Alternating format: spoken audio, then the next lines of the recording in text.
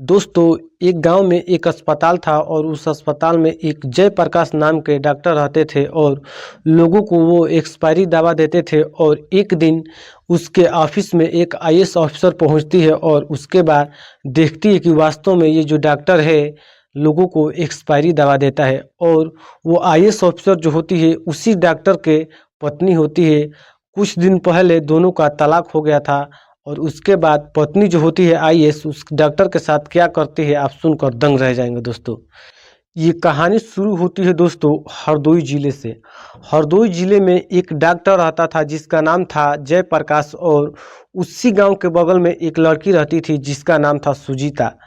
सुजीता और जयप्रकाश की शादी हो जाती है और शादी होने के बाद दोनों में काफ़ी सालों तक अच्छा से चलता है दोनों लोगों का घर द्वार। और फिर एक दिन जयप्रकाश के जीवन में आती है एक नर्स और नर्स के आने के बाद जयप्रकाश जो होता है अपनी पत्नी सुजीता के साथ गलत गलत व्यवहार करने लगता है। न उसका बात मानता है और न उसका कहना मानता है और ना ही घर पर जाता है। फिर जब भी सुजीता जयप्रकाश से बोलती है कुछ भी तो जयप्रकाश जो होता है सुजीता को मारने लगता है और पीटने लगता है। फिर ऐसे होते होते 2-4 महीना बीत जाता है। फिर एक दिन जयप्रकाश जो होता है अपनी पत्नी को बहुत डराता है और धमकाता है और बहुत मारता है। फिर बोलता है कि मैं तुम्हें तलाक देना चाहता हूँ और मैं तुम्हारे साथ नहीं रहना चाहता हूँ। फिर जयप्रकाश जो होता है अपनी पत्नी सुजीता को तलाक दे देता है और फिर नर्स के साथ रहने लगता है। फिर उसके बाद पत्नी जो होती है अपने गांव पर चली जाती है और वहां पर जाने के बाद अपने माता पिता के इजाज़त लेकर वो पढ़ाई शुरू कर देती है। पढ़ते पढ़ते इतना दिन रात एक कर देती है और सुजीता आईएएस ऑफिसर बन जाती है। जिस जिले में सुजीता का ड्यूटी रहता है उसी जिले में जयप्रकाश जो होता है एक सरकारी अस्पताल में डॉक्टर रहता है। डॉक्टर होने के बाद अपना काम वो करता है और आईएएस ऑफिसर सुजीता जो होती है अपना ड्यूटी वो भी उधर कर रही होती है। फिर धीरे धीरे लोगों का शिकायत आईएएस ऑफिसर सुजीता के पास आने लगता है जयप्रकाश का। ये शिकायत आता है कि जयप्रकाश जो होता है लोगों को एक्सपायरी दवा देता है और लोगों का अच्छा से इलाज भी नहीं करता है।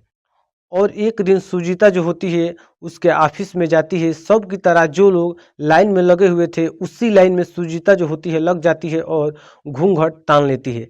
उसके बाद सुजीता जो होती है वास्तव में देखती है कि जयप्रकाश जो होता है एक्सपायरी दवा देता था और लोगों से बहुत गंदी तरीके से बर्ताव करता था। ये बर्ताव देखकर सुजीता जो होती है वीडियो बनाने लगती है और एक वीडियो अपने मोबाइल में बनाकर रख भी लेती है। और फिर उसके बाद जब सुजीता का लाइन आता है तो वो अपना घूंघट हटाती है और जयप्रकाश जो होता है देखकर दंग रह जाता है। फिर जयप्रकाश जो होता है वहीं पे गिड़गिड़ाने लगता है और बोलने लगता है कि मैं मुझसे गलती हो गई है, मुझे माफ़ कर दो, मैं अब ऐसा काम नहीं करूँगा। फिर सुजीता जो होती है वहीं पे उसको बर्खास्त कर देती है और बोलती है कि तुम अब आराम करो। तुम्हारा ये शिकायत मैं कितने दिनों से सुन रही हूँ कि तुम लोगों को एक्सपायरी दवा देते हो और लोगों के साथ बहुत गलत बर्ताव भी करते हो। तुम अभी आराम करो, तब तक मैं तुम्हारी कार्रवाई क्या है बाद में बताऊंगी, मेरे ऑफिस में आना।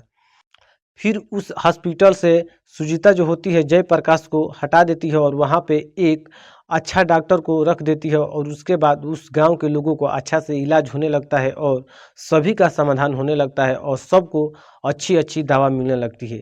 ये देखकर गांव वाले बहुत खुश होते हैं और सुजीता की बहुत प्रशंसा करते हैं। फिर एक दिन जयप्रकाश होता है सुजीता के ऑफिस में जाता है और सुजीता के पास गिड़गिड़ाने लगता है कि मेरी नौकरी चली जाएगी, मुझे माफ़ कर दो और मेरे साथ ऐसा मत करो। तब सुजीता बोलती है कि बताओ, तुमने भी मेरे साथ एक दिन ऐसा ही बर्ताव किया था और आज अपना ये हाल देख लो क्या हाल हुआ है। तो अब जयप्रकाश जो होता है बार बार गिड़गिड़ाने लगता है और रोने लगता है। फिर सुजीता जो होती है जयप्रकाश को वहाँ भी माफ़ नहीं करती है और गाड़ी निकालती है और किसी दूसरे क्षेत्र में चली जाती है।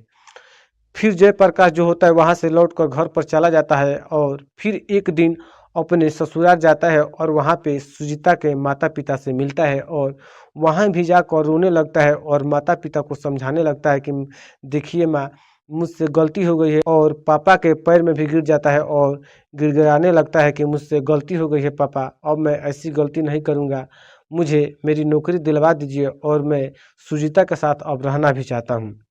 फिर सुजीता के पिता जो होते हैं सुजीता के पास फ़ोन लगाते हैं और बताते हैं कि देखिए ऐसा ऐसा बात है बेटा, तुम घर पर आ जाओ। तो अब सुजीता बोलती है कि तुम उन्हें रोक कर रखे रहो, मैं आ रही हूँ।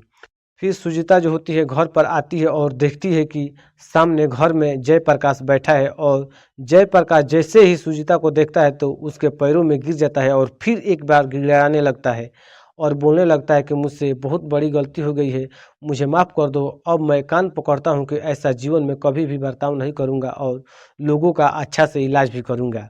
कि सुजीता के माता-पिता जो होते हैं समझाने लगते हैं और सुजीता से बोलते हैं कि देखो सुजीता, इतना गुस्सा मत करो। जब ये जयप्रकाश आए ही हैं और तुमसे माफ़ी भी माँग रहे हैं और हमसे भी माफ़ी माँग रहे हैं तो तुम इनको माफ़ कर दो। फिर सुजीता जो होती है बोलती है कि देखिए पिताजी, वो ये वही इंसान है जो हमको तलाक देकर और अपने घर से धक्का मार कर निकाल दिए थे। क्या वो दिन मैं भूल जाऊँ? और ये कैसे वो दिन भूल गए और आज आपके द्वार पर ये कैसे चले आए हैं और किस मुँह से आए हैं? फिर पिता जो होते हैं सुजीता को समझाते हैं और वो भी इसके तरफ से माफ़ी माँगने लगते हैं और बोलते हैं कि अब तुम शादी कर लो और फिर एक नए जीवन का शुरुआत करो। फिर सुजीता जो होती है अपने माँ-बाप की बात मान जाती है और जयप्रकाश को माफ़ कर देती है। माफ़ करने के बाद जयप्रकाश जो होता है एक बार और माफ़ी माँगता है और बोलता है कि मैं तुम्हारे साथ अब सारी जीवन बिताना चाहता हूँ। तुम्हारी जैसी इच्छा, तुम जैसी बोलोगी मैं वैसे करने के लिए तैयार हूँ। तब माता-पिता समझाते हैं सुजीता को कि देखो, तुम इतना दिन अभी तक ऐसी ही हो, अब तुम जयप्रकाश के साथ रहो, मुझे भी खुशी होगी और जयप्रकाश भी अच्छा से रहेगा और तुम भी इनके साथ अच्छा से रहोगी। तो अब सुजीता जो होती है सारी चीज़ें याद दिला देती है जयप्रकाश को और उसके साथ एक बार और रहने लगती है और दोनों लोगों का जीवन आज अच्छा से गुजर रहा है दोस्तों।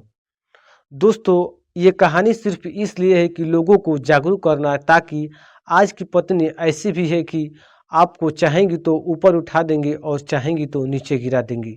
इसलिए पत्नी का इज़्ज़त करना चाहिए और ना कि किसी भी पत्नी को आप धुतकारें और फुकाराएँ और मारे-पीटें।